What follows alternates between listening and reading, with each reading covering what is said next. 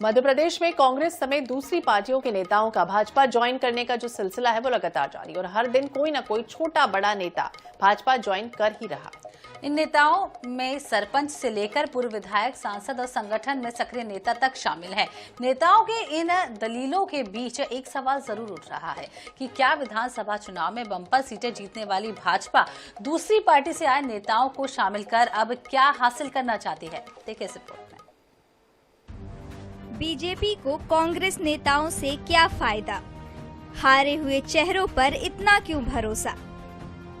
BJP Lok Sabha की चुनौती कर रही खत्म, रेड जोन वाली सीटें जीतने का प्लान।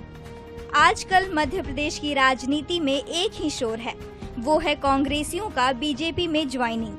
ऐसे में यही प्रश्न मन में आता है कि जब बीजेपी इतनी सफल पार्टी है तो फिर कांग्रेस के हारे हुए नेताओं को साथ क्यों ले रही है। दरअसल 5 सीटों पर भाजपा रेड जोन में है, वहीं 5 पर विधानसभा में लीड भी कम हुई है। कुछ हारे हुए प्रत्याशियों को भाजपा ने जो टिकट दिया हुआ है तो कहीं ना कहीं उनको लगता है कि मोदी की गारंटी को लेकर के वो चुनाव जीत लेंगे। ठीक उसी प्रकार कांग्रेस को भी लगता है कि लोकसभा के जो मुद्दे होते हैं वो अलग होते हैं।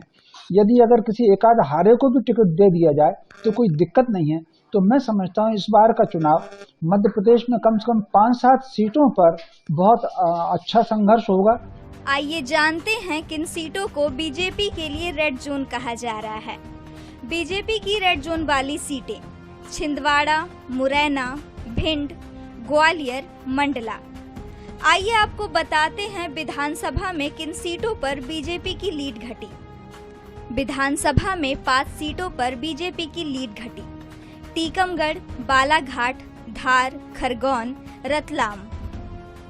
कांग्रेस के नेताओं को शामिल करने के पीछे स्पष्ट रणनीति ये समझ में आ रही है कि लोकसभा में बीजेपी चुनौती खत्म कर देना चाहती है, वहीं जहां रेड जोन है वहां जीत आसान करना चाहती है, क्योंकि विधानसभा चुनाव 2023 में भाजपा को 48% मत मिले थे। बुरी हार के बावजूद कांग्रेस भी 40% वोट लेने में सफल रही। वहीं 2019 लोकसभा में भाजपा को 58% और कांग्रेस को लगभग 34% वोट मिले थे। इस हिसाब से देखें तो भाजपा के मतों में 10% की गिरावट आई है, वहीं कांग्रेस 6% वोट बढ़ाने में सफल रही। Bureau report INH 24/7 Bhopal.